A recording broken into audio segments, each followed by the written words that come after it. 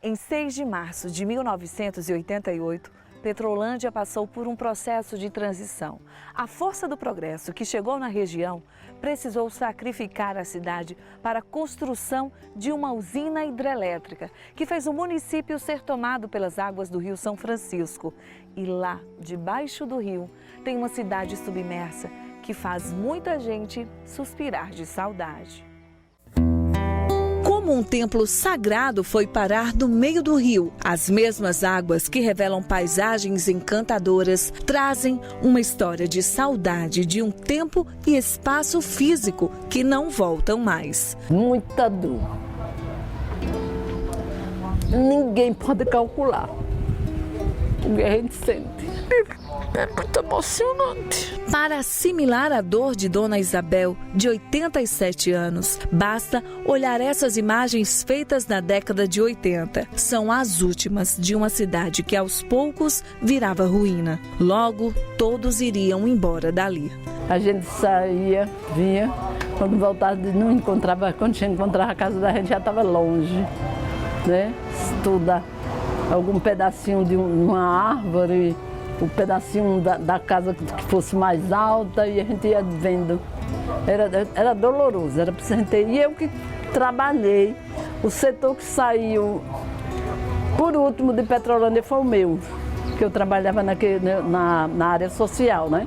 A gente sente saudade e lembra coisas boas também que a gente passou lá.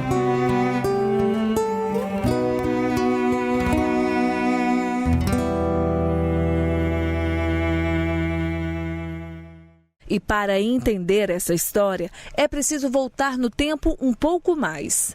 Era uma vez um pé de jatobá. Ele nasceu à beira do rio São Francisco, perto de uma linda cachoeira.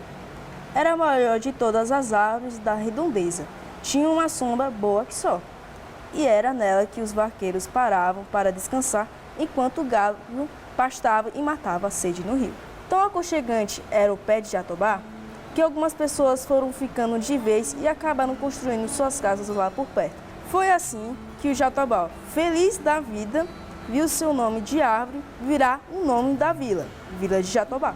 Aquela população que começava a se formar ao redor daquela árvore foi a primeira colonização oficialmente reconhecida da futura cidade. Com o crescimento da população, formou-se ali uma vila que foi elevada à cidade e recebeu o nome de Jatobá em 1909. O lugar ainda chegou a se chamar Itaparica, até que em 1943 a cidade muda de nome novamente e é rebatizada de Petrolândia, em homenagem a Dom Pedro II.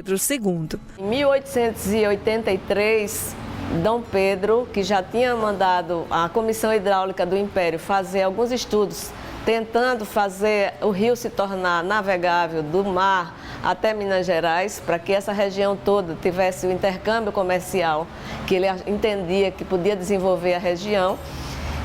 Os estudos provam que o rio não consegue ser navegável até a Foz por conta da cachoeira de Itaparica e de Paulo Afonso. Em função disso, para transpor esse obstáculo, ele manda construir a estrada de ferro. E nessa desenvolvimento, Petrolândia, que na época se chamava Jatobá, passa a ficar independente de Itacaratu.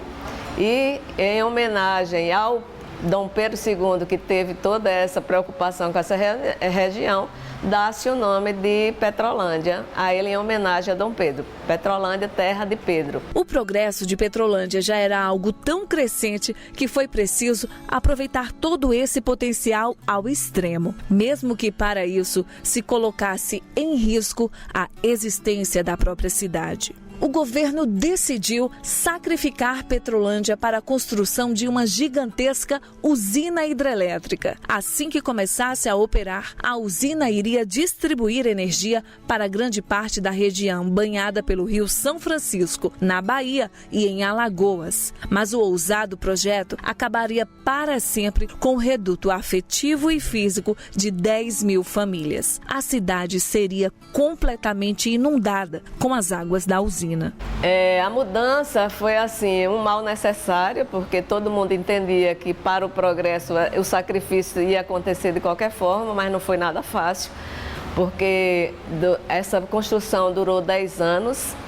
Paralelo ao progresso que vinha e as chances de trabalho que as pessoas anteriormente não tinham que sair para São Paulo para trabalhar, agora começavam os filhos de Petrolândia poderem continuar aqui trabalhando na Chesf, nas empreiteiras e tal. Paralelo a isso, tinha a dor de ter que abandonar tudo que era nosso e mudar para uma cidade nova, com tudo diferente, com uma organização urbana diferente e que, assim, hoje, 30 anos depois, a gente ainda está se apropriando da cidade. Enquanto a população tentava entender a dimensão daquela transição, era preciso ainda ter frieza e tomar algumas decisões conjuntas. Teve até plebiscito para escolher onde queriam ser reassentados. E foi para este local que a população que votou no plebiscito de 1985 decidiu que seria transferida à cidade de Petrolândia, às margens do rio São Francisco e a 23 quilômetros da antiga cidade.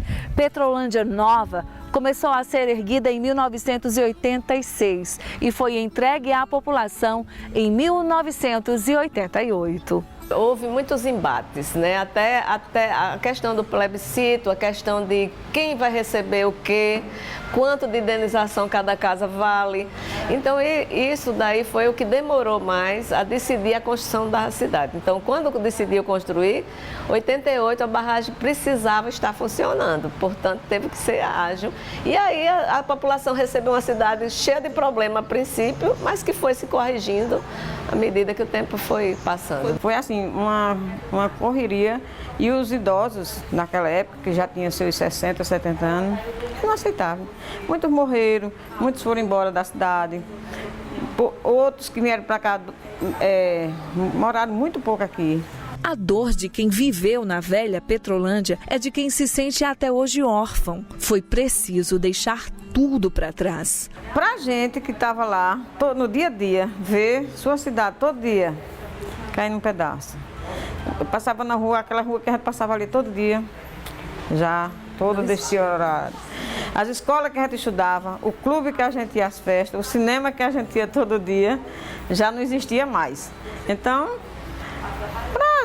eu mesmo, quando eu saí de lá, faltava 15 dias para a cidade ser completamente inundada. E você viu uma cidade fantasma? Uma cidade fantasma. Todo dia subindo 1 metro, 2 metros, 1 metro, 2 metros, chegando, encobrindo toda a cidade. Lá também existiram coisas imateriais, indescritíveis, mas fáceis de entender. José Costa e Cícero, pai e filho, fazem parte dos grandes históricos momentos.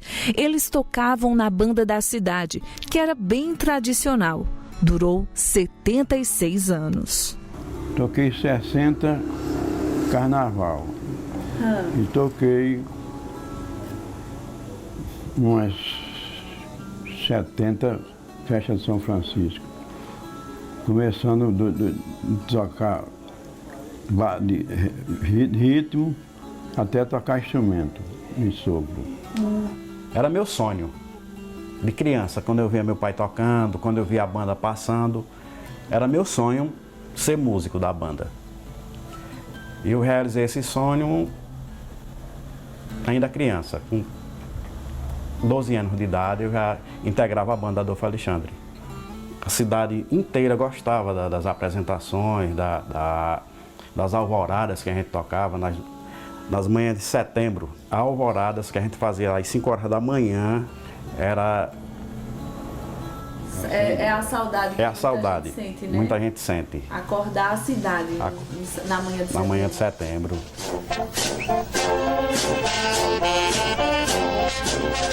A chegada da população aqui se deu em 6 de março de 1988. Por isso, a cidade tem 2 aniversários. O primeiro é da emancipação, que em julho de 2020 completou 111 anos. E o segundo aniversário é o da transição, que se deu há 31 anos. A contagem dos anos de Petrolândia, a gente considera os 109. Em 1909, quando ela emancipou-se de Itacaratu, Itacaratu, passou a ser município de Itacaratu. Primeira vez que Petrolândia passou a cidade foi em 1909, então a gente conta a partir daí. Tem mais de 100 anos aí. Agora, a data que a gente comemora em 6 de março é essa migração de uma nova, da velha para a nova cidade. 6 de março foi a data em que, de fato, oficialmente se ocupou, tomou-se posse da nova cidade. Era muito emocionante, era uma coisa muito boa, sabe? Uma emoção que eu não sei nem lhe explicar. A gente sente saudade e lembra coisas boas também, que a gente passou lá. E vão tentando passar essas memórias. Memórias para alguém que não entendeu ainda, que não conhecia.